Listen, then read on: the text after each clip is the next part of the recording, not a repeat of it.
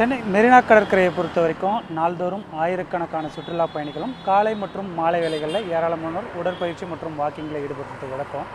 மெரினா கடற்கரையை பொறுத்த வரைக்கும் சென்னையோட முக்கிய அடையாளமாக இருக்கக்கூடிய நிலையில் மெரினா கடற்கரையில் மேம்படுத்துவதற்காக, அதாவது இங்கு வரக்கூடிய உடற்பயிற்சி மேற்கொள்கிறோம் வாக்கிங் மேற்கொள்வது மட்டுமல்லாமல் சுற்றுலா பயணிகளையும் கவர்வதற்காக பல்வேறு பணிகளில் மெரினா கடற்கரையில் அவ்வப்போது நடைபெறுவது வழக்கம். அதன் ஒரு பகுதியாக சிஎம்டிஏ சார்பில் மெரினா ஹெரிடேஜ் காரிடார், அதாவது மெரினா பாரம்பரிய வழித்தடம் என்ற ஒரு திட்டத்தின் பெயரில் மெரினா கடற்கரையை மேலும் அழகுபடுத்தும் பணி நடைபெற்று வருகின்றது. அந்த காட்சிகளை தான் ஒளிப்பதிவாளர் பிரேம் காண்பித்துக் கொண்டு வருகிறார். குறிப்பாக மெரினா கடற்கரையை பொறுத்த வரைக்கும் உழைப்பாளர் சாலையிலிருந்து கலங்கரை விளக்கம் வரையிலான, அதாவது காமராஜர் சாலைக்கும் கடற்பகுதிகளுக்கும் நடுவில் இருக்கக்கூடிய இந்த சர்வீஸ் சாலையை ஒட்டி இருக்கக்கூடிய பூங்கா இருக்கக்கூடிய பணிகளில் இந்த பணிகள் நடைபெற்று வருகின்றது.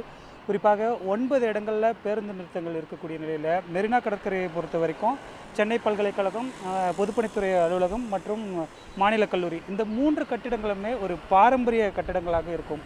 அந்த கட்டிடத்திற்கு ஏற்றவாறு இங்கு இருக்கக்கூடிய பேருந்து நிலையங்களும் அதே போன்று இருக்க வேண்டும் என்ற ஒரு நோக்கில் இந்த பேருந்து நிலையம் பாரம்பரியத்தோடும் நவீன வசதிகளோடும், அதாவது மாடர்ன் மற்றும் ஹெரிட்டேஜ் இரண்டும் சேர்ந்தவாறு இந்த பேருந்து நிலையங்கள் கட்டப்படும் பணிகள் நடைபெற்று வருகின்றது.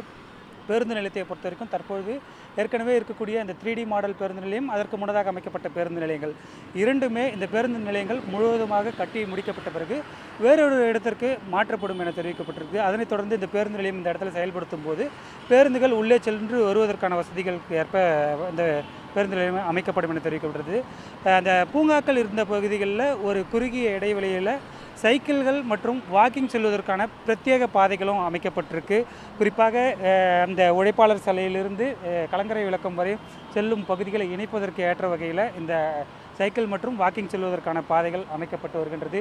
அதே இடத்துல இங்கு வரக்கூடிய பொதுமக்கள் மற்றும் சுற்றுலா பயணிகளுக்கு பாதுகாப்பிற்கு ஏற்றவாறு 3 இடங்களில் அந்த போலீஸ் பூத் அமைக்கப்பட்டிருக்கு. அந்த போலீஸ் பூத்தும் பாரம்பரிய கலைகளுக்கு ஏற்றவாறான ஒரு கட்டிட வசதிகளுக்கு ஏற்ப அமைக்கப்பட்டிருக்கு. ஏற்கனவே திமுக ஆட்சி காலத்தில் தான் மெரினா கடற்கரை இருக்கக்கூடிய இந்த பகுதிகள் முழுவதுமாக பூங்காக்கள் அமைக்கப்பட்டு மிகச்சிறப்பாக மாற்றப்பட்டது.